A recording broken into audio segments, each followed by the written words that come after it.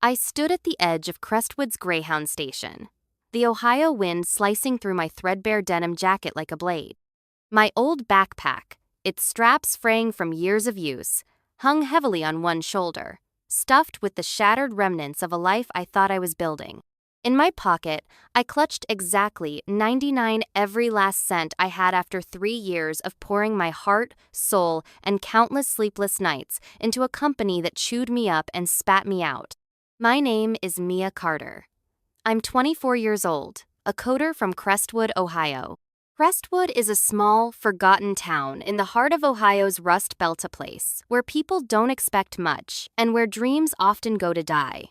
But not me. I believed that if I worked hard enough, pushed past every limit, the world would have to notice. I thought I could build something that mattered. But here I was, standing alone at a bus station, watching my dreams crumble around me. I didn't know what I was doing here, what the next step was, but I knew this. I wasn't done. I would come back. Not with nothing, but with an 8 billion empire that would shake the tech world to its core. People had called me a failure. They had mocked me. But they didn't know. Failure was just the beginning of my story. It wasn't just about proving them wrong. It was about proving to myself that I was capable of more than they ever thought, especially Derek Harris, the man who tried to erase me from the company we both worked for. He would regret the day he underestimated me. Crestwood, Ohio where opportunities are as rare as the dreams that try to take flight. My dad, Tom Carter, worked as a mechanic at Wilson's Auto Shop. His hands were always stained with grease, and his laugh was loud, but it rarely lasted long, reserved only for the rare moments when he wasn't exhausted.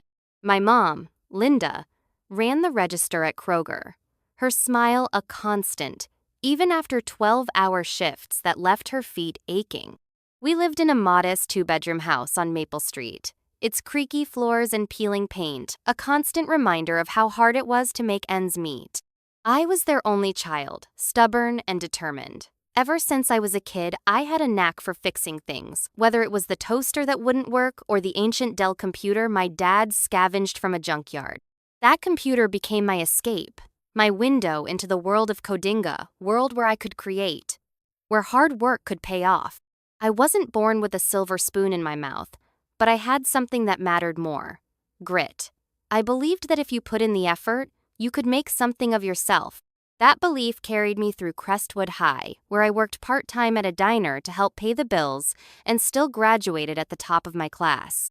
It earned me a scholarship to Crestwood Community College, where I studied computer science, learning everything from coding languages to data structures, while my classmates were out partying. I stayed up late, fueled by coffee and the drive to prove I was more than just a small-town girl. My parents didn't understand coding, but they believed in me. "You're gonna change the world, Mia," my mom would say, ruffling my hair. And I clung to that, determined to make them proud. At 21, I landed my first real job at Syntech, a tech startup in Crestwood, a rare opportunity in a town where the tech scene was practically non-existent. It wasn't Silicon Valley, but it was a shot. I started as a junior coder, and from day one, I poured everything into it. My cubicle became a chaotic mess of coffee cups, sticky notes, and code snippets, but I loved it. Every line of code I fixed, every new feature I built, felt like a step towards something bigger. I didn't just want to write software, I wanted to build a future. I worked late, eyes burning from the screen, fingers flying across the keyboard, determined that one day, my work would get me out of Maple Street and into the world I knew I deserved. For 3 years, I gave Syntech everything I had. I learned fast, mastering Python and SQL, taking on extra projects, training new hires who struggled with their first lines of code. My dream was to lead a major project. I imagined my name on the product launch, my parents in the audience beaming with pride. But dreams like mine don't come easy in a place like Syntech, where ambition can make you a target. And Derek Harris became that target. For 3 years, I gave Syntech everything I had. I learned fast, mastering Python and SQL, taking on extra projects, training new hires who struggled with their first lines of code. My dream was to lead a major project. I imagined my name on the product launch, my parents in the audience, beaming with pride. But dreams like mine don't come easy in a place like Syntech, where ambition can make you a target. And Derek Harris became that target. I didn't know it then, but Derek was about to turn everything upside down. He came in like a tidal wave, all polished suits and smug confidence, the kind of person who thought his last name and his shiny Stanford degree would do all the talking. He was placed in a position of power with zero understanding of the work we did.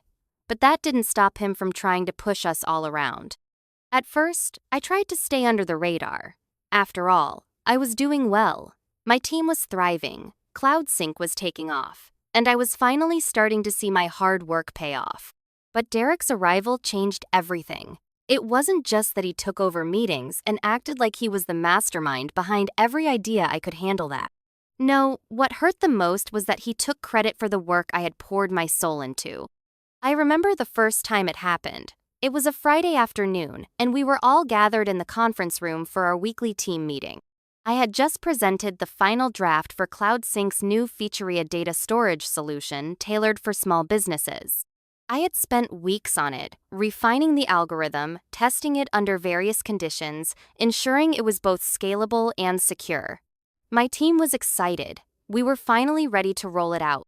Then Derek walked in, late as usual. He barely acknowledged us as he strolled in with a latte in hand, like he was the king of the world. Without so much as a nod, he took the chair at the head of the table, flipping through his notes. "Let's make this quick," he said before looking up at me. "CloudSync's good, Mia, but it's missing something. It needs to be bigger." He smirked like he had just said something profound, while the rest of us exchanged uncomfortable glances. I could feel my pulse quickening, the tension in the room thickening. This was the moment I knew I wasn't just dealing with a clueless boss. I was dealing with someone who would stop at nothing to steal my ideas, my future. "Bigger?" I echoed, my voice steady despite the storm of frustration building inside me. CloudSync is designed to meet the needs of small businesses. We've tested it, Derek. It works. He raised an eyebrow, dismissing me without a second thought. "That's cute, Mia, but we need to think global. We need to scale it. Think about it.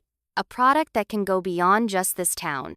Beyond small businesses. I'm thinking big, not small town solutions." I wanted to scream. Small town solutions? Was he really saying that? Had he completely missed the point? But I stayed silent. I had learned over the past few years to keep my cool, to bite my tongue, even when I wanted to explode. I could feel the anger rising, but I had to swallow it. I couldn't let Derek see that he had gotten to me. Not now. Not when everything was so close to falling into place. So I nodded, forcing a smile.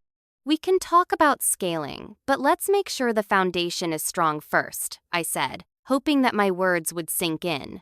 But Derek wasn't done. He leaned back in his chair, arms folded across his chest, like he owned the entire room. "Sure, Mia," he said with that condescending smile that made my skin crawl. "Let's work on that. But let's make sure it's more than just a small town project. Yeah?" And with that, he dismissed us. The meeting was a blur after that. My mind raced, the weight of his words crushing down on me. How could someone so clueless have so much control? How could they undermine everything I had worked so hard to build? But the real kicker came just a week later. I had been called into Mr. Harris's office, something that never happened unless it was important. I walked in, trying to keep my composure, but I could already feel the sense of dread creeping up my spine. "Mia," Mr. Harris began, his voice gruff, as usual. "I've been keeping an eye on CloudSync, and you've been doing good work. I'm putting you in charge of the project from here on out." I felt a rush of relief. Finally, after everything, I had been noticed. I had earned this. But just as I was about to speak, Derek walked in. He didn't even acknowledge me as he sat down in the chair next to Mr. Harris, as though he belonged there. "I'll be overseeing this project, Mia," he said casually, looking at me like I was just another person to manage. "Don't worry. I'm sure you'll need my guidance on the larger strategy." I froze. It was the moment I knew. It wasn't just that Derek had inserted himself into the project, it was that he had started taking everything from me. Everything I had built, everything I had worked for. And he wasn't even qualified to do it. I looked at Mr. Harris, hoping for some sign of recognition, but all I got was a nod, like this was just the way things were now. Derek was taking over, and there was nothing I could do about it. I kept my head down for the next few weeks, working even harder, trying to prove that I was the one who deserved this. But the weight of Derek's presence was always there, like a shadow that never left. It wasn't enough to just be good anymore. It wasn't enough to be the one who created CloudSync. No, Derek had decided that I wasn't good enough to lead it. The tension between us kept building. At every meeting, I could feel Derek's eyes on me, his constant interference in every decision, every discussion. It wasn't subtle, it wasn't constructive. He was undermining everything I had done. One morning, I sat in a meeting with the team, ready to present the final demo of CloudSync to a group of small business owners who were eagerly waiting for the product. This was the big moment, the one I had worked for, the moment I could finally say, "This is mine. I built this."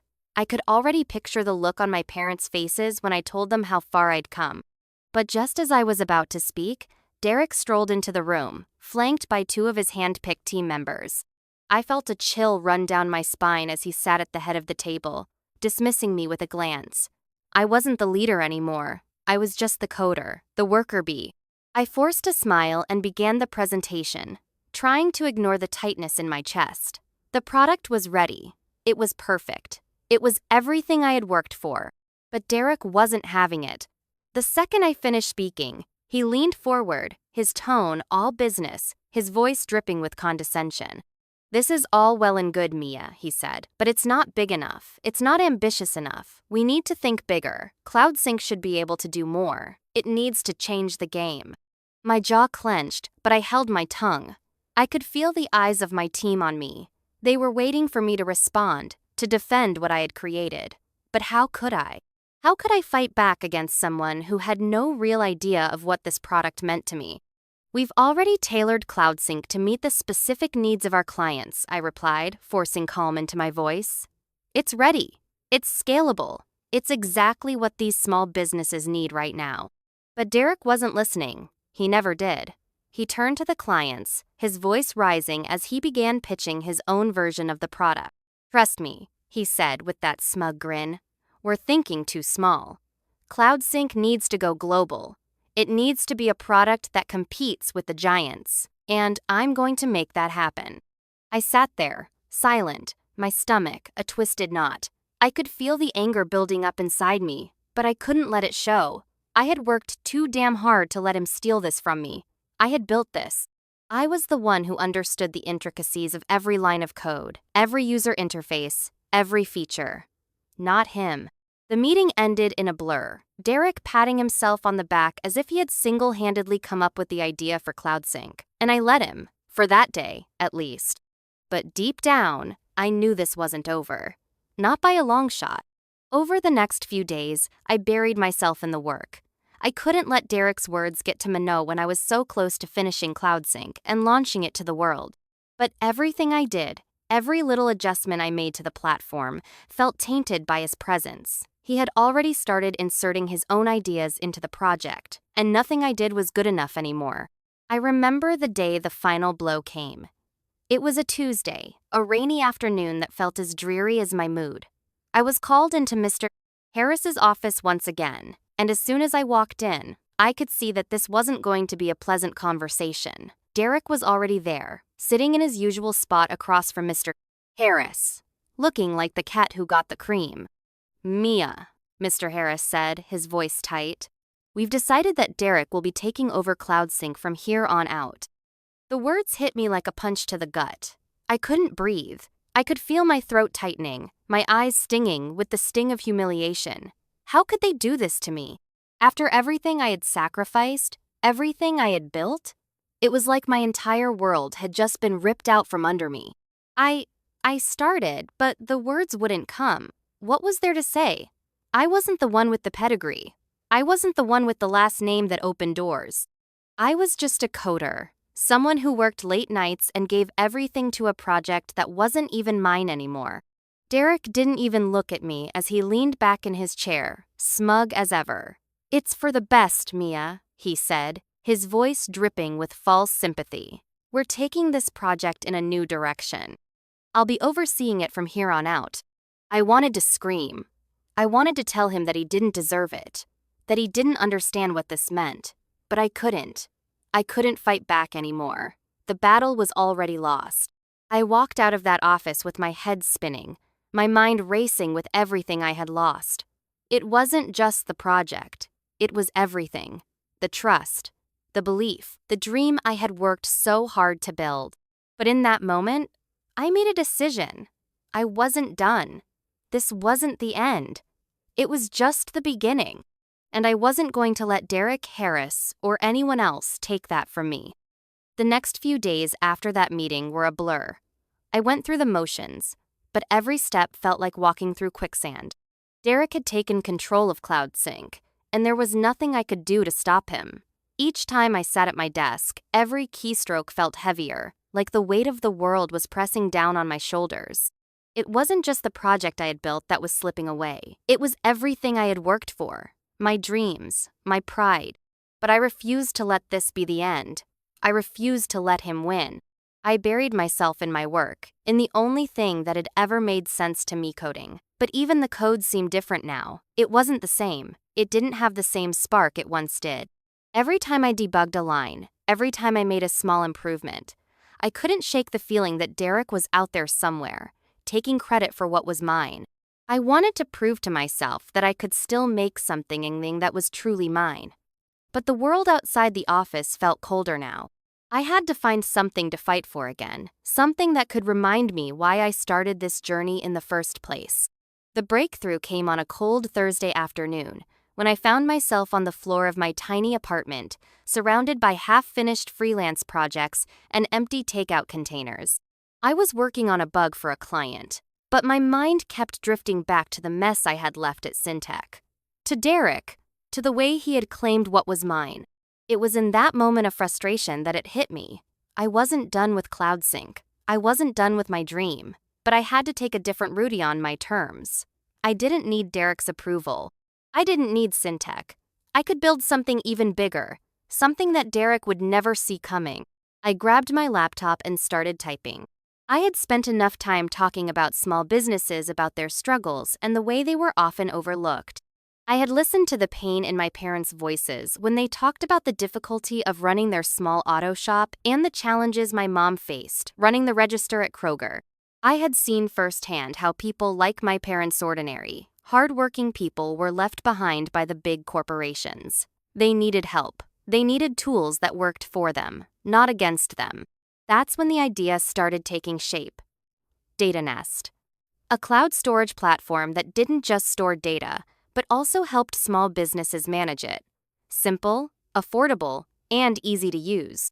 It was everything CloudSync could have been if only Derek had understood what I was trying to do. I stayed up all night, working tirelessly on the prototype. It was messy. It wasn't perfect, but it was mine, and that's what mattered. The hours blended together as I coded with a kind of fury I hadn't felt in a long time. Each line of code I wrote felt like reclaiming a piece of myself. I wasn't just coding for a paycheck anymore. I was coding for my future. I had no idea how I was going to make this work, but I didn't care. The dream was back. It was alive again. The next few days were a blur of caffeine and coding. I reached out to anyone who would listen, pitching the idea of Data Nest to small business owners. Most of them were skeptical at first. They didn't have the time or the resources to implement a new platform. But the more I talked about it, the more I realized that this was exactly what they needed, something that wasn't complicated, something that could save them time and money. It wasn't long before I found my first client. Marco, a deli owner in Pilsen, had been struggling with tracking his sales and inventory. I showed him the prototype for Data Nest, and although he was hesitant, he agreed to give it a try. The first month was rough. He had trouble adjusting, and there were plenty of bugs to fix. But slowly, Data Nest started to work. Marco saw the value in it. He could track his inventory, his sales, and most importantly, he could run his business more efficiently. I remember the day Marco called me. His voice was excited, almost breathless. "Mia, this is magic. It's helping me run the shop better than ever. How much do you want for it?" I couldn't help but smile as I quoted him, $50 a month. That was the beginning of something bigger. By the end of the first month, I had 3 clients. 3 small businesses that trusted me enough to use Data Nest to streamline their operations. It wasn't much, but it was everything. For the first time in a long time, I felt like I was building something real, something that mattered, something I could be proud of. But I knew the road ahead wouldn't be easy. The competition was fierce, and TechTrend wasn't going to sit by and let a small, scrappy startup like mine take over. They had the resources, the marketing budget, the team of developers, but I had something they didn't. I had the passion, I had the drive, and I was determined to win this fight no matter what. I wasn't naive enough to think that one success would be enough to set me on a smooth path. Data Nest had its flaws. There were bugs, setbacks, and issues that I hadn't anticipated. But for every problem, there was a solution. And for every obstacle, I found a way to climb over it. The first few months were the hardest. My client base grew slowly, but steadily. Marco's Deli in Pilsen was followed by a gym in Logan Square, then a florist in Wicker Park. Small businesses, struggling to keep their heads above water, began to see the potential in Data Nest. They could store their data more securely, access it from anywhere, and, most importantly, keep their operations running smoothly with minimal overhead. Every new client felt like a victory. I celebrated each one, even if it was just a coffee at the local cafe, because I knew it was a step forward. The product wasn't perfect, but it was better than anything else out there for small businesses, and I knew that. I was confident in what I had built, even if the world wasn't ready to acknowledge it yet. But as Data Nest started to grow, so did the challenges. The competition that I had feared from the start was becoming a reality. TechTrend, the company that had once been my biggest rival, was now coming after me full force. They had more money, more employees, more marketing power, and they were making their move. Their platform had been flashy, packed with all the features that small businesses didn't actually need, but they had the resources to throw around, and that made all the difference. At first, it wasn't too much of a threat. My clients were still loyal. They loved the simplicity of Data Nest and how it fit their needs.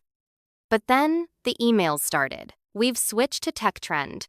Their new platform looks great." My heart sank as I read each one, knowing that I couldn't compete with their deep pockets and massive marketing budget. They were throwing around buzzwords like enterprise-level solutions and cutting-edge AI. And some of my clients, the ones who had been with me from the start, began to question whether I could keep up. I felt that familiar ache in my chest, the same one I'd felt when Derek took over CloudSync. But this time, it wasn't just a corporate struggle, it was my personal survival on the line. I couldn't lose Data Nest. Not after everything I'd put into it. I spent late nights revising the platform, trying to add new features that would set it apart. I added more customizable options, improved the reporting tools, and started working on a mobile app. But it wasn't enough. TechTrend's marketing was too strong, and I wasn't just competing with them. I was competing with every venture capitalist and corporate giant who thought they knew what small businesses needed.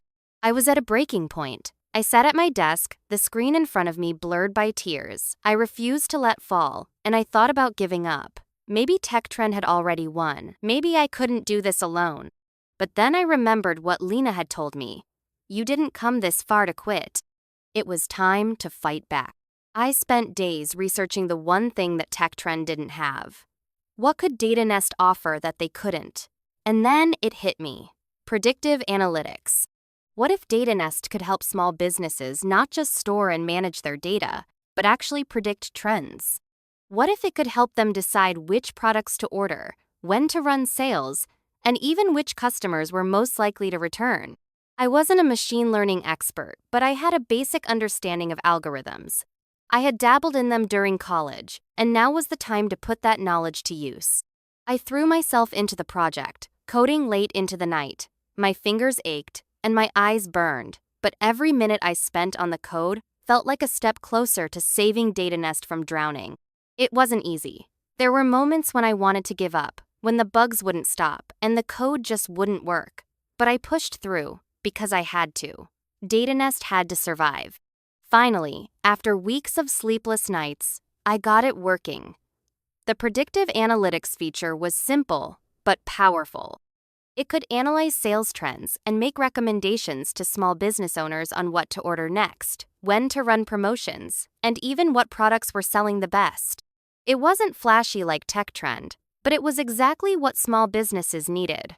Something practical, something they could use without a team of data scientists. I tested it with a few of my clients. Marco loved it. This thing told me to order more pastrami on Fridays, and I sold out. I've never seen anything like it. The feedback was overwhelmingly positive. I was back. Data Nest was back. By the end of month 6, Data Nest had 100 clients. It wasn't the scale I had dreamed of, but it was a strong foundation. The predictive analytics feature gave us the edge we needed to compete with the bigger companies. It was a selling point I could be proud of, and slowly but surely, more clients were signing up. But even as the business grew, I knew the battle wasn't over. The larger corporations were still out there, and I had to stay ahead of the curve. TechTrend wasn't giving up, and neither would I. Months passed, and Data Nest began to take shape. Slowly but surely, I started gaining clients. The deli in Pilsen wasn't the only one who saw the value in my platform. Word spread. More business owners started reaching out: gyms, florists, even a local bookstore. It was still a small operation, but it was enough to keep me going, enough to keep the dream alive. By the end of month 3, Data Nest had 20 clients. Each one was paying $50 a month, and while it wasn't much, it was enough to cover my rent, food, and a little extra for a cup of coffee at the local Cafe Nothing Fancy. But it felt like luxury after those long nights of instant ramen. I spent my days troubleshooting, coding, working with clients, and refining the platform. By night, I was still coding, tweaking every feature, making sure it was as perfect as I could make it. There were nights I didn't sleep. There were days I went without food just to keep going. But every step forward was a victory, and every victory felt like proof that I was capable of more than I had ever imagined. I had come from nothing, and now I was building something real. But as Data Nest continued to grow, new problems started to arise. Competition didn't just stay at the surface, it came after us in waves. TechTrend had launched a shiny new product with features that looked great on paper but didn't actually address the needs of small businesses. Still, they had marketing power, resources, and investors behind them. They were bigger, they were louder, and they were coming for me. The first email I received from a client who had switched to TechTrend felt like a punch to the gut. "Sorry, Mia, we've decided to go with TechTrend. It looks like their platform is better suited for our needs." I read it over and over, each time feeling the sting. My first reaction was panic. I had worked so hard. I thought I was finally making it. Was this it? Was I going to lose everything I had worked for? But then I remembered something Lena had told me. You're not the first person to face this kind of fight. The question is, what are you going to do about it? I wasn't about to let one competitor take me down. I knew I had to evolve. I had to do more than just survive. I had to find a way to get ahead of the competition. I started researching what TechTrend didn't have, and it became clear.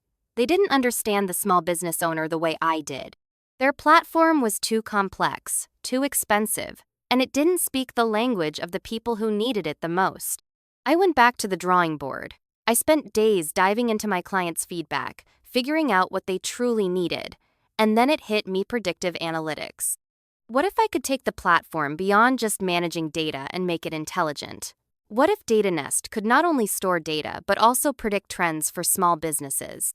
What if it could help owners decide when to run promotions, what products to order more of, or which customers were most likely to come back? It was a huge undertaking. I wasn't a machine learning expert, but I had dabbled in algorithms during college, and I knew enough to make it work. I spent every spare moment coding. I poured every ounce of my energy into building the predictive analytics feature. It wasn't easy. It wasn't fast, but with every line of code I wrote, I could feel the momentum building. And then, it worked. I tested the feature with a few clients. Marco was the first to try it. He called me after his first report came through. This thing told me to order more pastrami on Fridays, and I sold out. I've never seen anything like it. His excitement fueled mine. This was it. This was the edge I needed to stay competitive. The next few months were a blur of new clients, new features, and late nights spent refining Data Nest. The predictive analytics feature became our biggest selling point. It was simple, it was useful, and it made a difference. Soon, I had a steady stream of client small business owners who were thrilled by the insights Data Nest provided. They were finally able to make smarter, data-driven decisions without needing a data scientist to interpret the results. By the end of month 6, Data Nest had 100 clients. It wasn't the massive success I had dreamed of, but it was enough to keep me going. The word was out. I had finally built something that resonated with small business owners. I wasn't just offering a product, I was offering a solution. And that felt like victory. But just as things were starting to take off, a new set of challenges arose. TechTrend was still out there. They were still throwing money at marketing and trying to undercut us on price. I couldn't afford to let my guard down. The fight wasn't over, but I wasn't done either. Data Nest had started small, but now it was becoming something bigger than I ever thought possible. By the end of the year, we had 200 clients, bringing in 10 a month. It wasn't the massive empire I had imagined, but it was enough to cover my bills, hire a couple of part-time developers, and pay myself a salary that didn't leave me scrambling every month. The work was exhausting, but I had built something real, something that wasn't just a dream. It was alive. But with success came the pressures of growth. I knew that the next step was scaling, reaching more small businesses, building a stronger foundation, and creating something that could stand the test of time. I couldn't do it alone anymore. Lena had stuck by my side since the beginning. She'd been my mentor, my sounding board, and now she was my head of community outreach. Together, we began to scale Data Nest. We brought in new investors to help fund our expansion. We hired more developers, and we developed new features to stay ahead of the curve. We launched mobile apps, improved our predictive analytics, and added a slew of tools that would make small businesses' lives easier. The product was evolving, the company was evolving, but so was the competition. TechTrend had stepped up their game. They weren't just targeting small businesses anymore. They were gunning for larger companies. And I knew that if I didn't keep innovating, I'd be left behind. I spent weeks thinking about what to do next. I couldn't just copy TechTrend's model. I had to stay true to Data Nest's root: simple, affordable, and smart. That's when I had the idea. What if we could combine our predictive analytics with machine learning to offer real-time insights that could help small businesses not only grow but thrive? It wasn't just about data anymore. It was about anticipating trends, staying ahead of the competition, and offering a level of service that no one else could. But it was a massive undertaking, and I didn't have the resources to build it from the ground up. That's when I realized something. I didn't need to build it alone. I started reaching out to partners, small firms with cutting-edge technology that could help us integrate machine learning into our platform. It took a few months of negotiations, of pitching our vision, and of convincing people that Data Nest was worth the investment. But eventually, I secured a deal with a machine learning startup. Together, we began developing real-time predictive insights that would help small businesses identify patterns in sales, customer behavior, and inventory management, all based on real-time data. The first few months of development were slow. The integration wasn't seamless. There were bugs to fix, features to refine, and constant testing. But when it finally launched, it was like nothing else on the market. Small businesses could now see patterns emerge in real time, make smarter decisions faster, and most importantly, stay ahead of their competition. It felt like a victory, but the next challenge came quickly. As Data Nest grew, we started to attract attention from bigger players, corporations that saw the value in our platform and wanted to buy us out. I remember the first offer. It came from a major tech company, one of the giants that had been eyeing us for months. The offer was substantial, more money than I had ever dreamed of. But as I sat there, staring at the paper, I knew something. Selling Data Nest would mean giving up everything I had built. It would mean losing control. And I wasn't ready to lose control. I called Lena, and we talked through the offer. We both knew that selling would be the easy way out. But the more I thought about it, the more I realized that I couldn't walk away now. Not when I was so close. Not when Data Nest had become more than just a platform, it had become a part of me. I refused to sell. Instead, I doubled down. We brought in more investors, expanded our marketing efforts, and pushed forward with our new machine learning features. It was a risk, but it was the right one. By the end of year 2, Data Nest had 500 clients and was generating $25,000 a month. I had built something real, something that couldn't be bought, something that I would never let go of. But success doesn't come without sacrifices. The more Data Nest grew, the more I realized how much I had left behind. I hadn't fully confronted my past. I had moved away from Crestwood, from Syntech, from Derek. But in some ways, I hadn't fully moved on. I needed closure.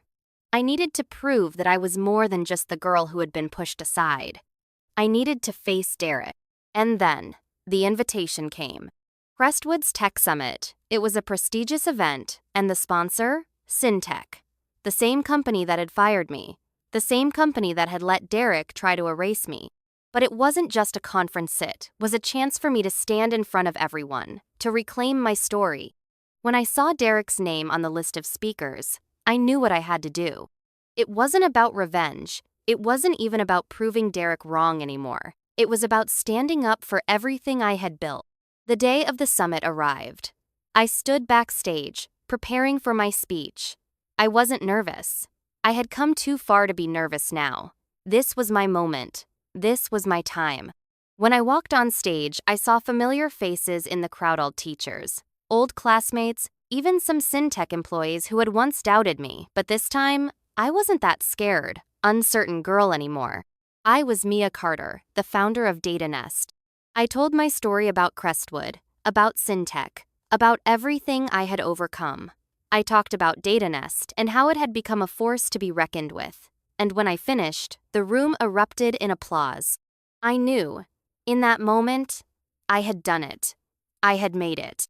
And when Derek's turn came, I watched him from the audience. He stepped up with his usual arrogance, but the energy in the room had shifted. The crowd wasn't as captivated by him as they had been by me. During the Q&A, a reporter asked him, "What do you think about Mia Carter's success?" His answer was cold. "She was just a junior coder. We gave her a start." But it didn't matter. Data Nest was speaking for me. Afterward, Derek came up to me, holding a glass of wine. "Nice speech, Mia. Didn't know you had it in you," he said with a forced smile. I stood tall, my voice steady. "You didn't know a lot of things, Derek, but I'm not here to play your game. I'm here to build something real." And just like that, I knew I had won. Now, at 31, I stand in a shiny new office in the heart of Chicago, surrounded by a team that believes in what I've built. Data Nest is a force to be reckoned with, valued at $8 billion, with clients across the globe. We're changing lives, empowering small businesses, and proving that no dream is too big when you refuse to give up. If you've found inspiration in my story, if you believe that no matter where you start, you can always rise higher, hit that like button and share this video with someone who needs that extra push today. Don't forget to subscribe and stay tuned for more stories that inspire, that challenge the odds, and that remind you that you are capable of so much more than you think. Remember, it doesn't matter where you start, or who tells you you're not enough. What matters is the fight you bring, the determination to keep going, and the belief that one day, your dreams will become a reality. Together, we're unstoppable. Keep dreaming, keep fighting, and never, ever let anyone tell you that you're not enough.